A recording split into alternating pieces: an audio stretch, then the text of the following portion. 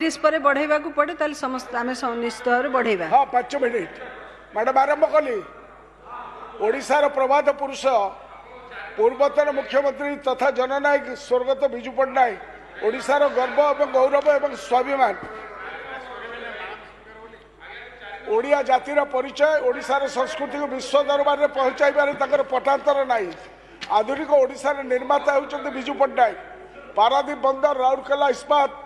भुवनेश्वर बंदर राउरकेला आंचलिक engineering college OUAT सुनाबेड़ार Hindustan Aeronautics express highway Bhubaneswar सैनिक स्कूल जो पढ़ी आसी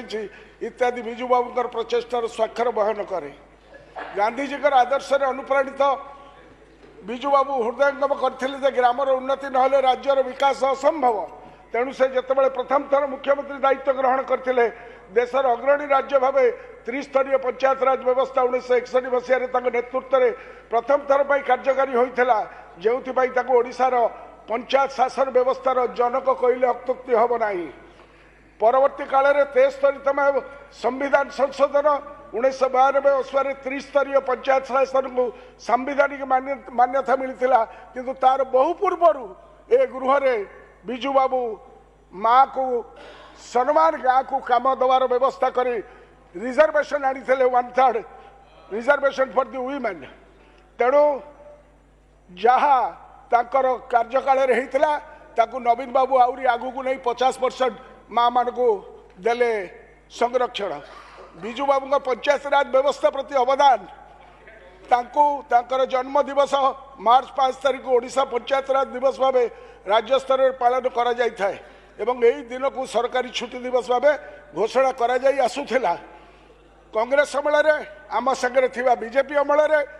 किंतु चलित वर्ष विजु जयंती मात्र 2 दिन पूर्व यही छुट्टी को बातिल करने सहित मार्च 5 तारिख में पालन करा ओडिशा पंचायत दिवस को बातिल करा जहाँ घोर निंदनीय। एथि सहित महांगारे जोपरी भाव में प्रभात पुरुष विजु बाबू प्रतिमूर्ति को भंगारुजा करागला ताकू आमर श्रद्धेय एवं सम्मानीय विश्वभूषण हरिचंदन ताकू निंदा कर गृह तरफ मो तरफ व्यक्तिगत भाव में बहुत बहुत धन्यवाद ज्ञापन करुशार अगणित जनसाधारण पंचायत जनप्रतिनिधि या घोर नापसंद कर कड़ा शब्द निंदा कर। बर्तमान मैडम मु आसबि जे सिक्वल टू दिस छोट लोकी कारबार अच्छी समय अच्छी मैडम। राज्य में नूतन सरकार आसिले गत वर्ष जून मासरे आसिला परे संगे संगे गत वर्षर सरकारी कैलेंडर और सरकारी डायरी को परिवर्तन करदेले। नुआ कैलेंडर में डायरी कर बांटिले 2024 मसीह 5 तारिख नालिया हिसाब से लिखिले जे ये पंचायत राज दिवस एवं छुट्टी दिवस। से परी चलित वर्ष 2025 मसीह सरकारी कैलेंडर आपणकर जो फोटो अच्छी मैडम बढ़िया एवं डायरी रे सरकार सरकारी प्रेस रे प्रिंटिंग कले से रेड कलर समस्त सरकारी छुट्टी दिवस उल्लेख कले से गोटे छुट्टी दिवस है मार्च 5 एवं यह पंचायत राज दिवस भाव में पब्लिक हॉलिडे भाव में कलर रे चिन्हित कले। चलित वर्ष 2025 मसीह केउ दिन गुड़िक पब्लिक हॉलिडे तार नोटिफिकेशन सरकार वर्ष आरंभ जारी कर पब्लिक नोटिफिकेशन इश्यू होगा पूर्व राज्य सरकार स्थिर चित्तर विचार करी केउ दिन गुड़िक पब्लिक हॉलिडेज निर्धारण करते तन्मध्य मार्च 5 तारिख को पंचायत राज दिवस भाव छुट्टी दिन भाव निर्धारण करते कि हठात कौन है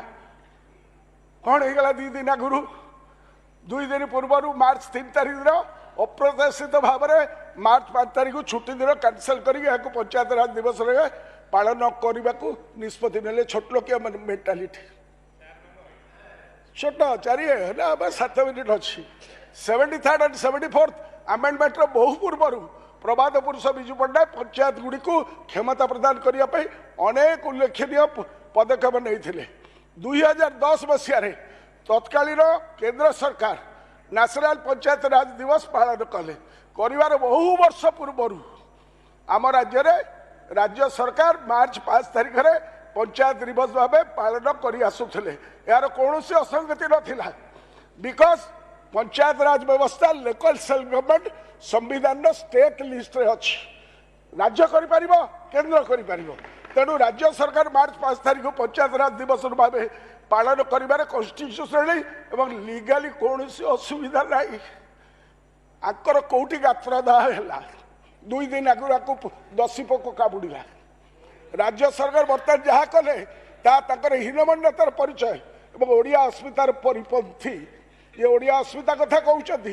प्रबाद पुरुष माननीय विधायक श्री बाबू सिंह अस्मितार परिचय तेणुक मान्यवर बाचस्पति महोदया